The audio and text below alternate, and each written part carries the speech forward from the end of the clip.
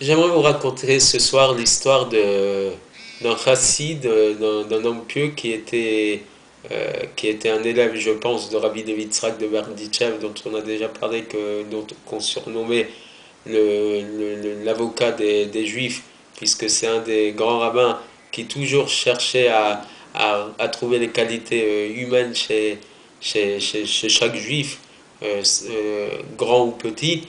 Et un jour, on raconte que est venue donc la fête de Sukkot, et dans la ville de Berditchev, ils n'avaient pas trouvé de loulav, d'étrog, pardon, de cédra digne de ce nom. Je vais juste vous expliquer une chose. Dans le Midrash, on nous a rapporté qu'au moment où Moshe Rabbeinu il a demandé que l'on apporte qu'on aille chercher des trogim. Donc quand Hachem il a donné la mitzvah du etrog, il est rapporté que Moshe envoyait des shluchim à Calabria chez Italia, dans l'île de Calabre qui se trouve en Italie. D'où l'habitude de certains chassidim, notamment Lubavitch, d'aller chercher absolument un etrog à Calabre plutôt qu'au Maroc. C'est pas nos coutumes, nous séfarades, mais beaucoup de Lubavitch en tout cas mettent un prix fort pour acquérir le etrog de Calabre, parce qu'ils veulent faire la même chose qu'à l'époque de Moshe Rabbeinu. En tout cas, toujours est-il qu'à l'époque, à Berditchev, c'était des fois difficile de trouver un bon etrog. Et il se trouve qu'il y avait un bon juif qui lui avait acquis Bekesef Rab avec beaucoup d'argent, un très beau etrog. Et donc le rabbi David Yitzhak de Berditchev, qui voyait que la fête de Sukkot arrivait et qu'il ne trouvait pas de bon etrog, il a envoyé des gens pour essayer d'en acquérir un. Et on est tombé sur ce bonhomme qui lui avait un très beau etrog, et donc on lui a proposé de venir passer la fête de Sukkot à Berditchev pour leur permettre à eux d'avoir son très beau etrog, que le Rav puisse faire la bracha sur ce etrog. Mais le problème de ce juif, c'est que d'un côté, il était heureux de pouvoir rendre service à ce tzaddik et d'avoir la bracha du tzaddik, mais de l'autre côté, c'est le grand sacrifice, c'est qu'il ne pourrait pas passer la fête de Sukkot avec sa femme et ses enfants. C'est un très grand dilemme et il ne savait pas quoi faire. Jusqu'au moment où, avec force persuasion, on l'a convaincu de recevoir cette grande bracha de la part du tzaddik, de pouvoir aller passer Sukkot à Berditchev. Il a accepté, avec un petit pincement au cœur, je dois dire, mais voilà. Il s'est dit que sûrement dans la ville, on attendrait, passez-moi l'expression, un peu comme le Mashiach, puisque c'est lui qui allait apporter dans ce village cette si belle mitzvah, dont on dit que celui qui veut faire un hidour mitzvah, l'embellissement de la mitzvah, c'est notamment en achetant un très bel etrog. On peut mettre beaucoup d'argent pour acquérir un bel etrog, c'est de l'ordre du hidour mitzvah, l'embellissement de la mitzvah.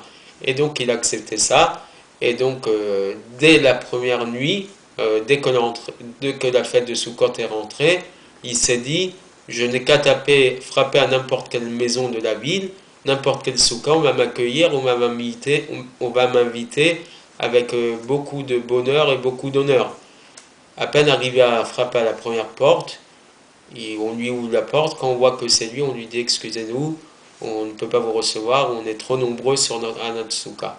Bon, il s'est dit peut-être que c'est vrai, il passe dans une deuxième soukha, la même réaction, et finalement il fait presque le tour du village, et toutes les soukhot, il y en avait de nombreuses, personne ne veut l'accepter. Il n'a pas compris.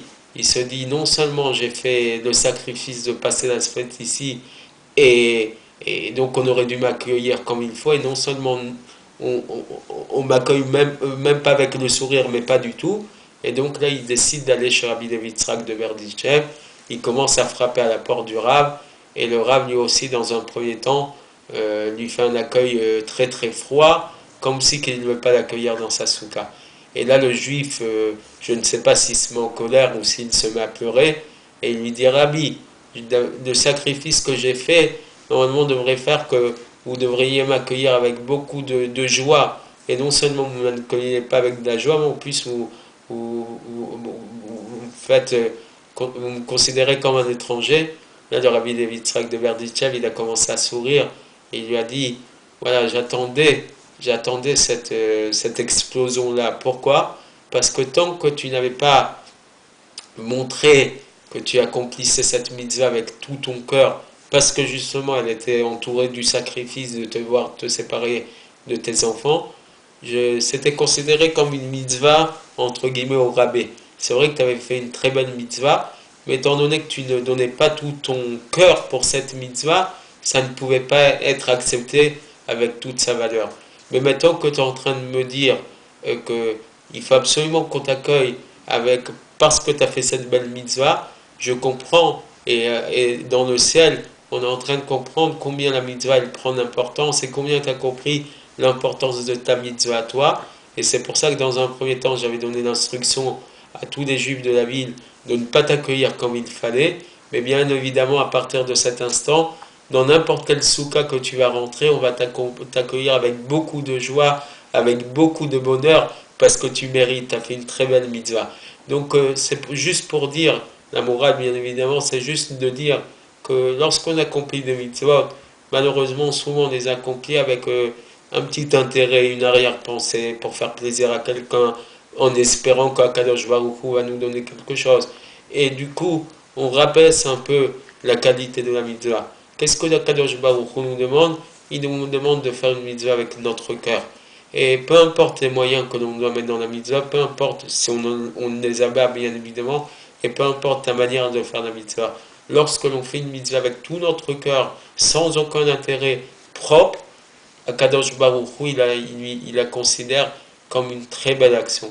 Donc Akadosh Baruch Hu nous aide à être comme ce juif qui fait des sacrifices pour faire des mitzvot, mais des sacrifices dignes de ce nom, et qu'on puisse lui montrer combien de joie on met à chaque fois à accomplir les mitzvot, combien de joie on met à dépenser de l'argent pour construire une soukha, pour acheter notre loulav, pour faire toutes les mitzvot qui nous accompagnent pendant le mois de Tishri, malgré le sacrifice de ne pas pouvoir de travailler pendant ces périodes de fête, malgré le sacrifice de devoir dépenser plus pour se nourrir, pour manger, pour boire, qui voit tous les efforts que l'on fait et qu'à la finale, ça nous amène la plus belle des récompenses, la venue de Mashiach très prochainement.